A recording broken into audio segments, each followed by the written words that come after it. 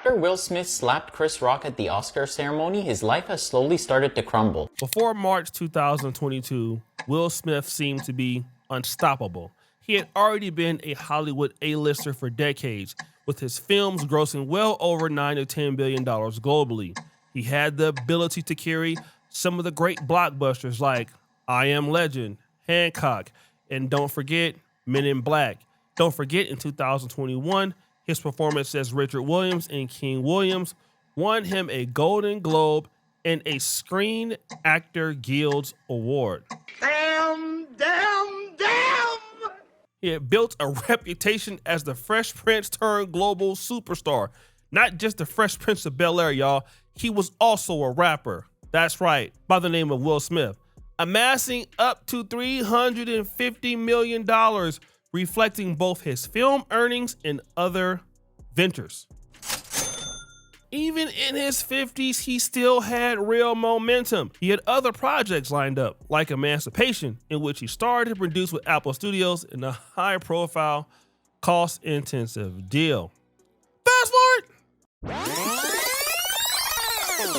Then Will Smith messed around and found out and slapped Chris Rock. What? Ever since then, Will Smith's trajectory has been a horror story. Before then, many of us have always criticized him for being with Jada Pinkett and basically being a simp, especially allowing her to do you-know-what with you-know-who in their open relationship.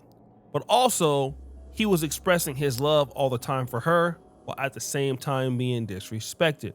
Like, it's so toxic at this point to sit down at the round table year after year and try to give people relationship advice, and you've been separated the whole time? Child, glue ain't keeping y'all together. Love ain't keeping y'all together. You both realize that it's cheaper to keep her. You said it yourself. But then life goes on, right? After the slap, Will Smith was banned from attending ceremonies for like 10 years, okay? But still, he came back in Bad Boys, Ride or Die 2024, and that did see some commercial success. But what was all bad was this down badass album called Based on a True Story. Now, this is his first released studio album in 20 years, and the album was, deeply personal, reflecting introspection around the Oscar incident. However, did the album do good? Hell no. That album was terrible. Woo! It failed to chart in major markets beyond some downloads in the United Kingdom. And then there was this particular video.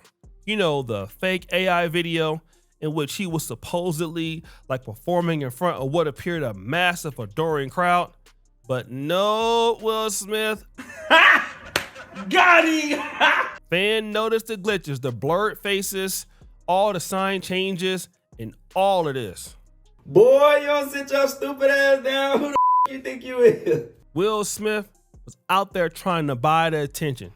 And now, things are getting worse. Will Smith and Jada Pinkett had been seen for a long time, but just last week they were saw at the celebrity hotspot called Nobu. It's in Malibu. And so most people don't go there unless you want to be papped. In other words, you don't want to go there unless the paparazzi or the news is there. And so that indicates one thing. Will Smith is desperate for a comeback. Not only him, but Jada Pinkett. Now, her book bombed not too long ago, and Will Smith is just not doing well. And now the whole world is talking about it. Well, the ill will towards this couple is enormous, and you can kind of understand it with some of the stuff Jada Pinkett Smith has done. But with Will Smith, it was really that one incident. It was a big incident at the Oscars where he slapped Chris Rock for just making a joke. But his fall from grace, I don't think I've seen anything like it in the celebrity world.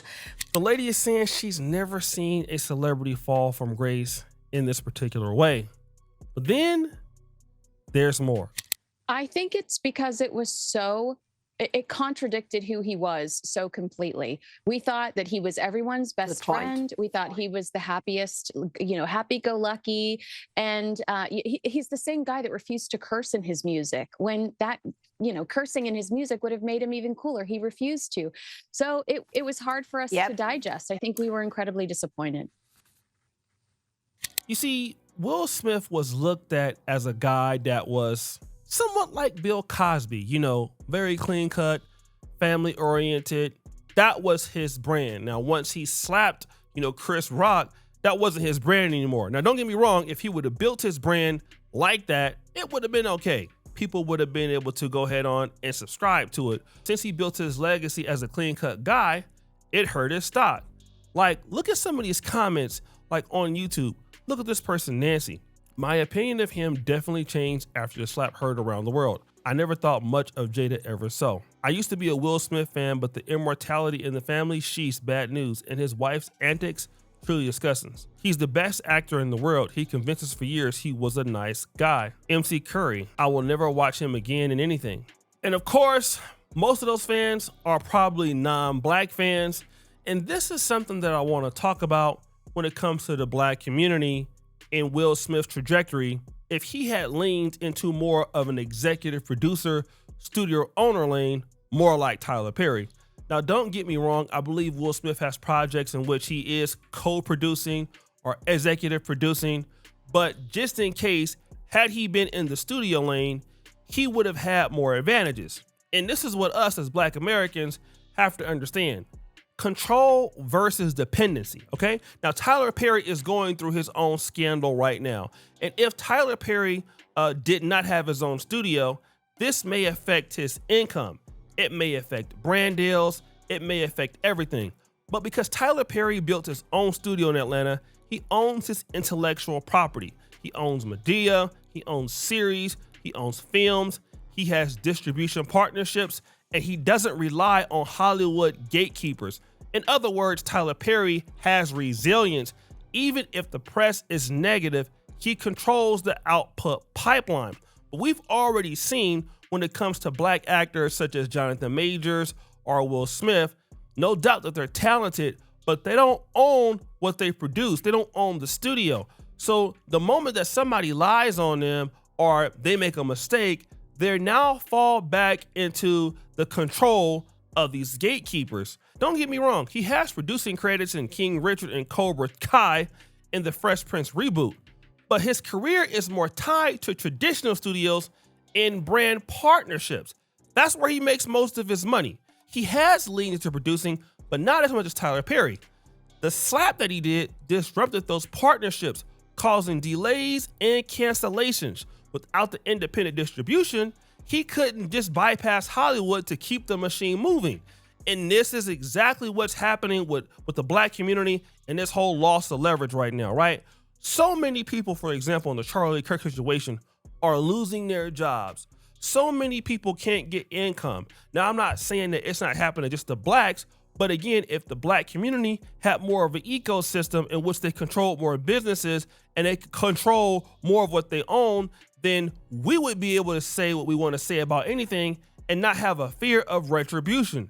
The same thing is happening to Will Smith. Ownership also gives you narrative control. When you own what you have, you can shape your own image and storytelling directly. You don't need critical approval. Your audience and your platforms are loyal to you. That's number one.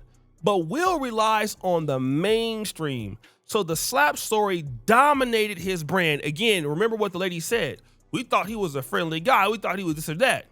But he didn't have a streaming network to flood the narrative with his projects on his timeline. And this is what Tyler Perry has. We all know that Tyler Perry has a situation right now.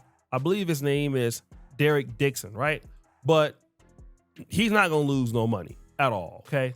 And that's because he controls the narrative with his own stuff in the industry. When it comes to financial cushion and return on investment, what does Tyler Perry own? He got assets, studio lots, real estate, intellectual property that keep generating revenue even if he's not in the spotlight. Will Smith's is more front-facing with acting and brand deals, which took a direct hit, and that means he's not getting the money to support his lifestyle right now. If he had Perry-style ownership, those assets could have carried him while the scandal cooled. And scandals do cool. Look at Jonathan Majors. He's back acting again, okay? Now, Perry's model is built around a direct relationship with black audiences first, then mainstream after. He doesn't need Hollywood validation. So I want to talk about this because many people in the black community always talk about ain't no money in the black community, who cares about black wealth, who cares about black America. But once you build a direct relationship with your audience first, then mainstream after, if the whites or the global audiences don't want to buy you or don't want to support you anymore, it doesn't really matter. You have a core audience. But Will Smith's career has been tied to global mainstream appeal first. Family-friendly blockbusters, Disney, Academy Awards. That makes scandals more damaging because he's expected to fit the mold of a flawless leading man. Now, when you come back to the black community and you have an issue, we're more likely to support you and be like, okay, well, we can forgive that. I mean, that dude lying on him, you know, the church plays and the Medea family reunions, we worried about Tyler Perry. We're gonna support him anyway, right? But that's what Will Smith doesn't have. And so even though Will Smith is more recognizable possibly than Tyler Perry, in which he is, he doesn't have the community backing him. And that's what most black people got to understand. Your core base, if you're, for the most part, let's say, for example, in business, like my YouTube channel, if I were to ever grow into like a global celebrity channel, my audience, my base is the black audience. So even if I, for whatever, fizzle out there, I'm always going to be able to come back here, right? And that's the beauty of how you build your stuff from black inside out, right? Instead of going outside in.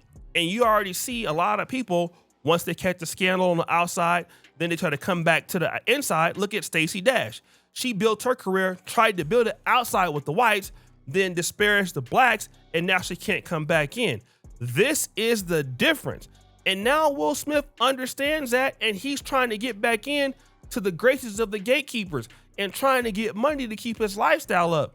But they don't want to let him back in, at least right now. So guys, what do you think?